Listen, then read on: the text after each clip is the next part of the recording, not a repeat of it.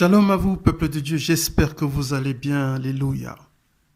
Alors je viens pour nous exhorter, nous aider vraiment parce que nous sommes dans un temps où les ténèbres s'obscurcissent du côté surnaturel.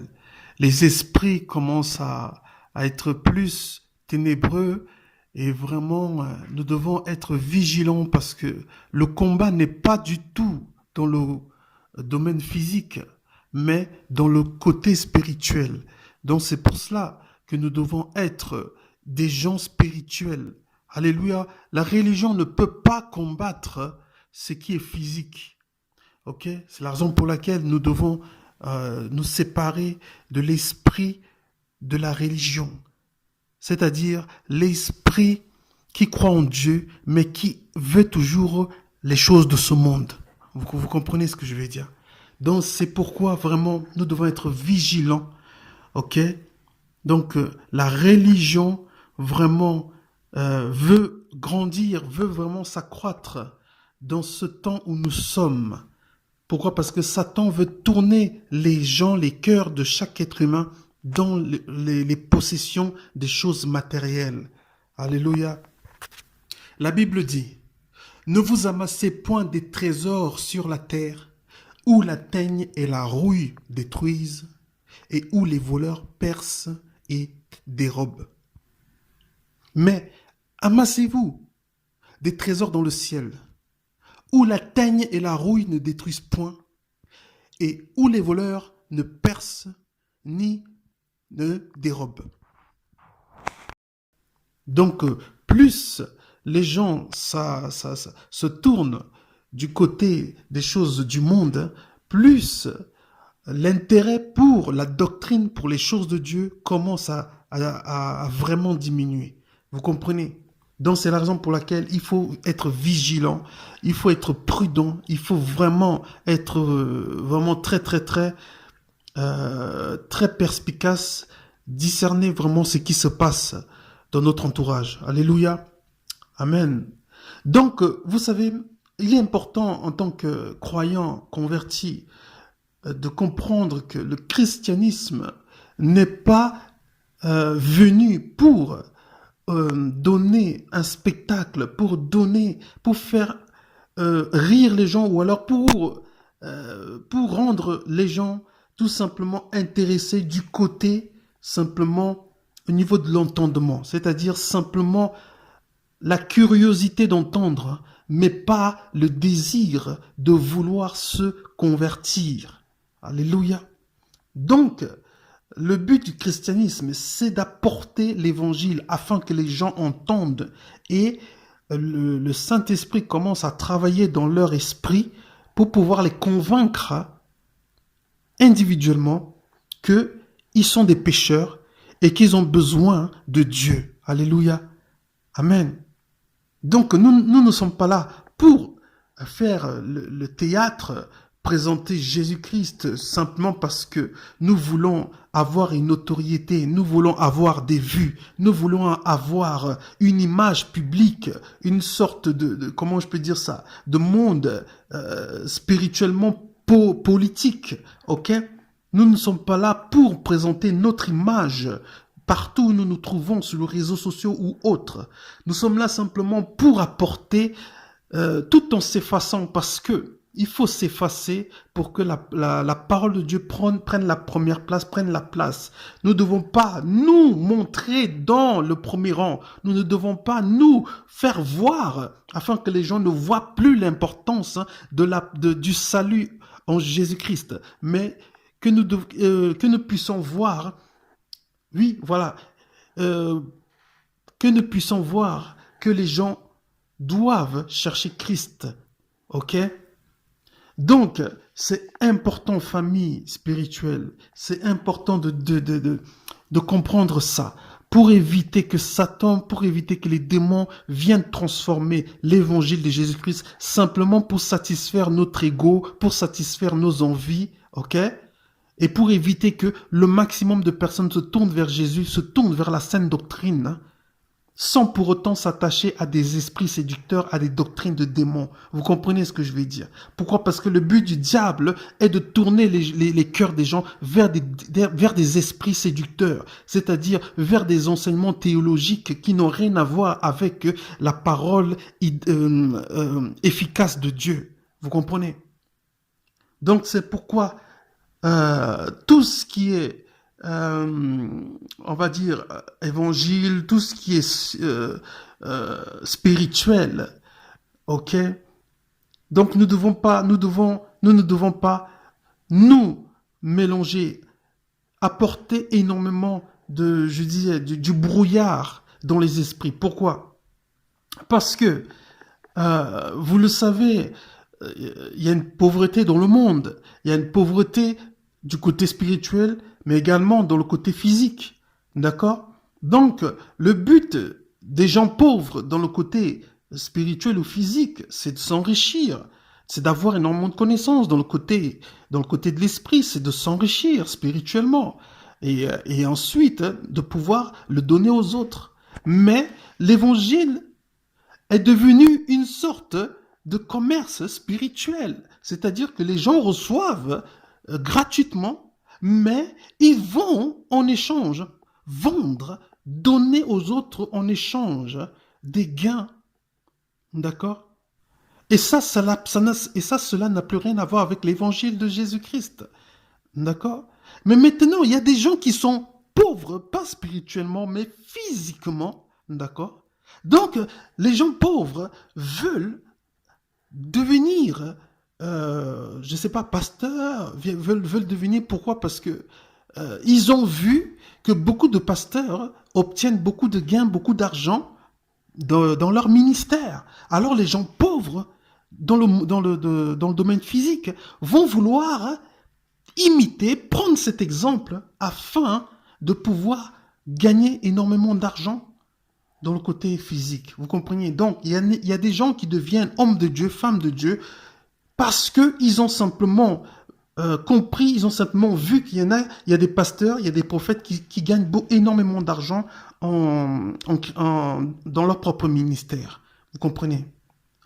Il est important, c'est pourquoi il est important de ne pas mettre l'argent au centre de la parole de Dieu, pour éviter que les mauvaises personnes viennent et deviennent des hommes de Dieu, voilà, et prônent beaucoup l'argent dans leurs églises. Vous comprenez? Ça, c'est une pauvreté physique qui conduit à une magouille des choses qui appartiennent à Dieu. Vous comprenez? C'est pourquoi c'est important de veiller sur l'état de l'Église, de veiller sur l'état des enseignements, de veiller sur l'état de la saine doctrine des apôtres. Alléluia. Amen, alléluia. Donc, nous ne sommes pas là pour mettre une sorte de paralysie spirituelle pour empêcher que les gens reçoivent davantage de vie spirituelle, le salut en Christ. Alléluia. Nous ne devons pas prôner les œuvres du monde dans l'Église. Nous ne devons pas emmener les choses. Alléluia. Parce que l'Église devient une sorte de boutique commerciale, d'accord, où tout se vend. Il y a quoi qui est gratuit? Bien sûr, beaucoup diront, l'amour est gratuit, moi je donne l'amour, oui. Mais pour qu'un chrétien puisse avoir toute la connaissance du ciel, tout le savoir spirituel, il faut que tout lui soit à sa disposition d'une manière gratuite. Alléluia. Parce que c'est Dieu qui pourvoit aux besoins de chaque être humain. Ce n'est pas l'homme qui pourvoit aux besoins, c'est Dieu. Donc si Dieu veut bénir, que ce soit en ouvrant un livre, en écrivant un livre ou en faisant des musiques chrétiennes, Dieu est le grand pourvoyeur. Donc ça veut dire que si Dieu met un projet dans le cœur de quelqu'un, Dieu aura les moyens nécessaires pour pouvoir œuvrer, trouver, on va dire, des provisions pour pouvoir accomplir ce qui lui appartient. Parce que ce n'est pas notre œuvre. D'accord? Ok? C'est l'œuvre du Tout-Puissant. Donc, il ne s'agit pas de soutirer, de prendre les bénéfices, Jésus, les bénéfices que nous prenons, les bénéfices que nous recevons, ok? Mais il suffit tout simplement de penser, de se dire, ceci n'est pas par ma force ni par mon intelligence. Ceci est un don qui m'a été donné du ciel. Et ce qui m'a été donné du ciel, je le transmets et je le redonne aux autres. Pourquoi? Parce que le salut doit venir gratuitement. D'accord? Ok? C'est la raison pour laquelle Dieu veut que nous soyons dirigés par l'Esprit, pour éviter d'être conduits par les esprits séducteurs, pour éviter que l'on soit, on va dire, emporté par des doctrines de démons. Amen. Donc, frères, famille, c'est important. L'évangile de Jésus-Christ n'est pas, je dirais plutôt, de théâtre. Voilà, vous voyez, de spectacle, des choses. L'évangile du Seigneur, d'accord, doit être totalement donné gratuitement. Donné gratuitement. Nous ne devons pas compliquer l'évangile de Christ au travers notre image publique. Nous ne devons pas bafouiller, corrompre, ok, changer l'aspect de la Bible pour pouvoir obtenir de la notoriété, de la popularité.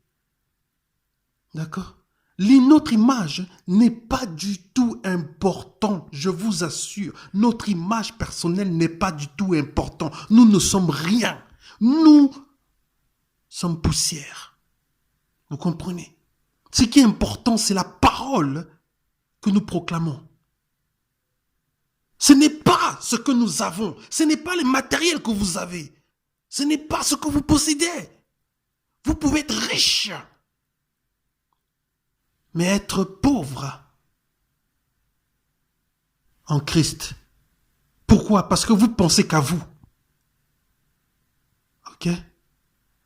Pensez d'abord à la parole, à donner la parole, pour que la parole touche les gens, pour que la parole, les gens se convertissent, les gens commencent à chercher Jésus, les gens commencent à prier, les gens commencent à invoquer le nom du Seigneur Jésus, les gens commencent à... Nous, on veut tellement notre image, qu'on oublie ce qui est important, ce qui est essentiel. Notre image ne sauve pas les gens. On peut parler de Dieu. C'est pourquoi la Bible parle des habillements décents. Parce que quand tu t'habilles d'une manière à être belle, à être beau, qu'est-ce que ça a à voir avec la parole de Dieu? Tant que tu es présentable, tu n'as pas besoin tout simplement de mettre ton image. On peut te voir. Mais on n'est pas forcé d'être attiré par ton image. Que tu portes des boucles d'oreilles, que tu portes des maquillages, que tu portes, je ne sais pas, des choses sur ton visage. Qu'est-ce que ça a à voir avec le salut? Non mais, on discute. Ce qui est important, c'est le message de Dieu. C'est le message qui sauve les âmes. Tu peux être moche, mais le message qui sort de ta bouche, comment ça va toucher beaucoup de gens. Ça va amener les gens à Christ. Ça va envoyer beaucoup de gens au Seigneur. Oh là là là là là là là là là. Shandarabaya sakarabashik. Moi je vais être belle. Moi je vais être vue. Moi je vais être une star. Moi je suis une star. Moi je vais être beau. Wow. Mais c'est quoi? C'est quoi? Oublie-toi, efface-toi.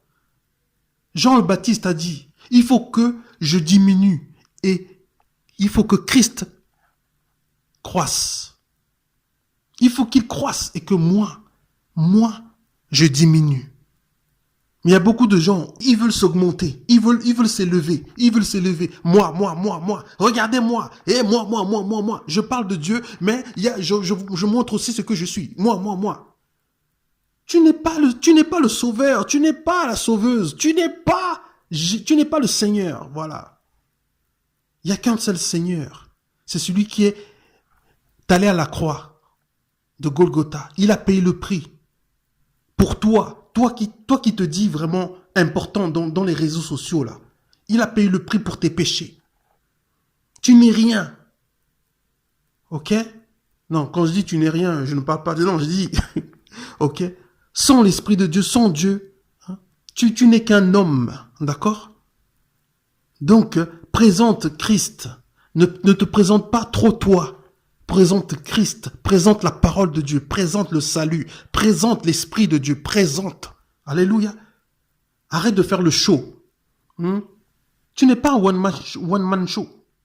Il faut laisser les gens qui font leur show là, à la télé. Non. Tu vas être rejeté parce que tu présentes Christ, tu présentes la sainte doctrine, tu présentes les évangiles. Tu vas être rejeté. Pourquoi? Parce que nous sommes dans une époque où le diable est en train de pousser les gens à devenir des célébrités. Et ce qui est grave, c'est que plus tu es connu, plus le diable va te donner des gardes du corps. Je me dis, tiens, mais c'est quoi ça? Jésus avait des disciples. Jésus ne marchait pas avec il n'avait pas des gardes du corps. Jésus avait des disciples. Nous devons former les gens. Nous devons tout simplement emmener les gens à pratiquer la parole de Dieu, à la sainte doctrine. Alléluia. Pour ceux qui sont appelés prophètes, ils partagent le message de prophète. Ils partagent le message que Dieu leur donne. Tout simplement. Il n'y a pas besoin de faire je sais pas comment on dit ça. Il n'y a pas besoin de faire, vous voyez, quand vous préparez les documents là, il n'y a pas besoin de faire les formalités. Oui, présentez-moi, je présente ma chaîne. Je présente ma chaîne. Allez, abonnez-vous, likez, abonnez-vous. Tiens, mais qu'est-ce que ça a à voir avec ma conviction de m'abonner ou pas? Si j'ai pas la conviction de m'abonner, je m'abonne pas. Arrête de faire de la publicité de ton image. Arrête. Tu n'es pas Jésus. Fais de la publicité pour le royaume de Dieu. Si les gens veulent s'abonner, ils s'abonnent. S'ils ne veulent pas, ils ne s'abonnent pas. Tout simplement. Tiens. Oh Seigneur. Bah oui. Tu n'es pas là pour que les gens viennent sur ta télévision. Hein? Non mais sérieux quoi. Tu n'es pas là pour toi. On n'est pas là pour nous-mêmes. Si tu as simplement un suivi, et alors, qu'est-ce que ça fait? Il y a tellement d'âmes qui entendent tes messages, mais qui ne sont pas abonnés, mais qui ne s'abonnent pas, mais qui entendent tes messages. Il y a des gens qui te connaissent, mais tu ne le sais pas, mais qui te suivent, mais tu ne le sais pas. Enfin, bref, vous connaissez, non? Donc voilà, c'est pour dire tout simplement, nous ne devons pas faire le théâtre sur la Bible. Nous ne devons pas faire ça. Ce n'est pas le spectacle. Ok? D'accord? Faisons l'œuvre de Dieu avec humilité. Faisons l'œuvre de Dieu. Partageons le message de Dieu. Et ensuite, boum, on disparaît. Pourquoi? Parce que nous, on n'est rien. On vient parce que Dieu nous a dit de parler. Et ensuite, on s'efface. On n'est rien. Chaque personne a son intimité avec Dieu en dehors des réseaux sociaux. C'est l'intimité que tu as en dehors des réseaux sociaux. Ok? Qui va faire en sorte que tu sois un chrétien qui marche selon la volonté de Dieu. Selon ce que Dieu désire. Amen. Ce n'est pas la télévision qui va faire en sorte que les gens voient que tu es un chrétien vrai. D'accord? Ok? Que Dieu vous bénisse. On se dit à la prochaine. Je vous aime. Amen. Shalom, shalom.